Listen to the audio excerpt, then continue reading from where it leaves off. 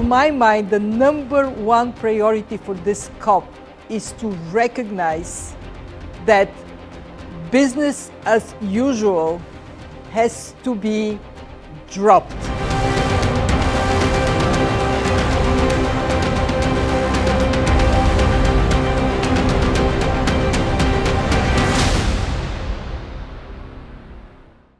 We're hours away from the COP28 summit. Leaders and officials have started arriving. They will soon buckle in for days of hard negotiations. Things can get heated at COP summits. Things can also run past deadlines. It's one of the many challenges at COP. Earlier today, we visited the summit venue at the Dubai Expo City. It's a sprawling complex in the middle of nowhere. But starting tomorrow, it's where the planet's fate will be decided. So what are the expectations from this meeting? What does COP hope to achieve? Will this be a good COP or a bad COP? And what are the challenges? Our next report tells you.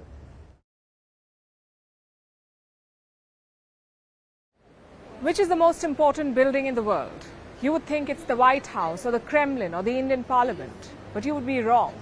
As of this week, the most important building in the world is the one that is right behind me, the Dubai Expo Center. In just a few hours from now, thousands of delegates from across the world will descend on this building. Hundreds are already pouring in. These are world leaders, religious leaders, activists, corporate bigwigs. And what is their job? To save the planet, to strike unanimous agreements on how to save the world.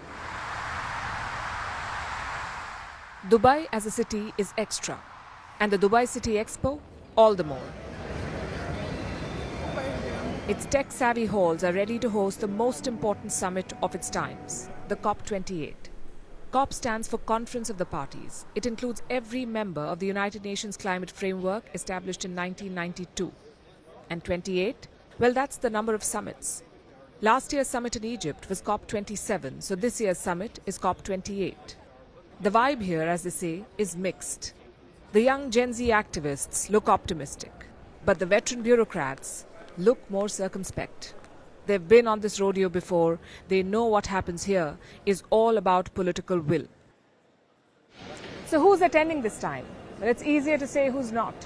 US President Joe Biden is not coming. Neither is Chinese President Xi Jinping.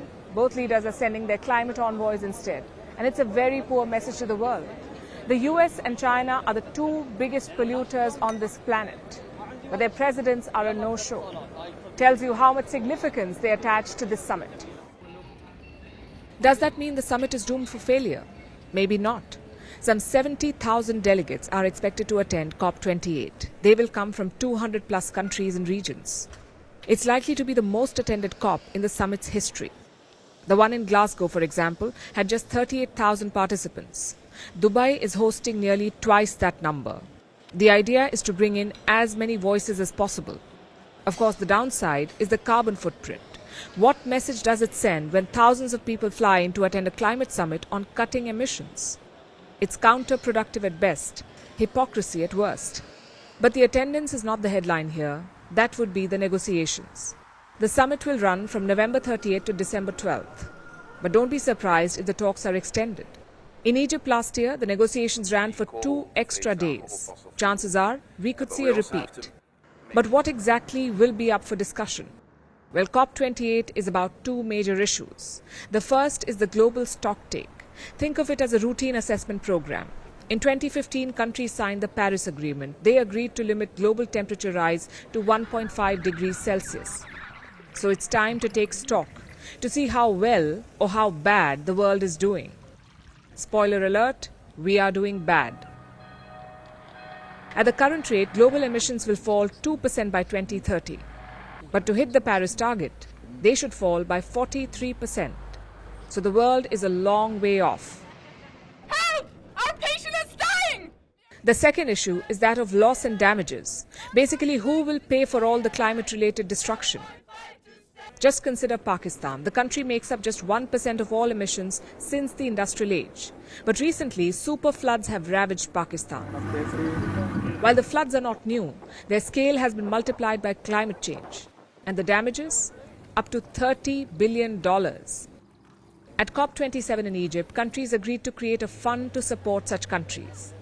Just one problem. We haven't seen the money yet. The Global South wants rich countries to foot the bill, at least $100 billion by 2030. After all, it's their pollution that brought us here. But rich countries are reluctant. They say it's now a common responsibility. This rich versus poor debate is a common theme at every COP, so expect the same fireworks here in Dubai as well. There is also the issue of fossil fuels. And here in the UAE, it's all the more important. At the last COP summit, countries agreed to phase out coal. So naturally this time they're expected to phase out fossil fuels. But whether that happens or not could depend on the host. The UAE produces 4 million barrels of oil every day. Oil makes up more than 35% of their total revenue. So will they agree to phasing out oil? Logic says they won't.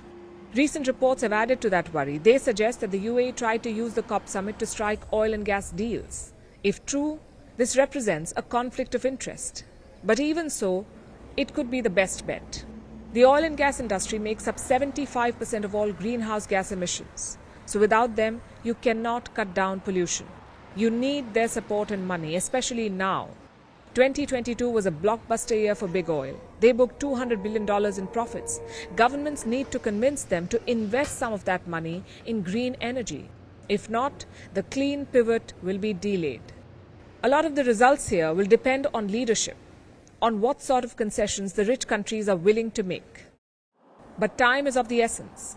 2023 is on track to be the hottest year on record. It's become an annual trend now. Every year is becoming the hottest on record. We have seen super floods, biblical droughts, and supercharged typhoons. The 1.5 degree global warming target is all but gone, so the United Nations is rightly worried. They have asked world leaders to stop dawdling and start doing. But we say, good luck. The biggest issue, I guess, is that of trust. There is none left among the public.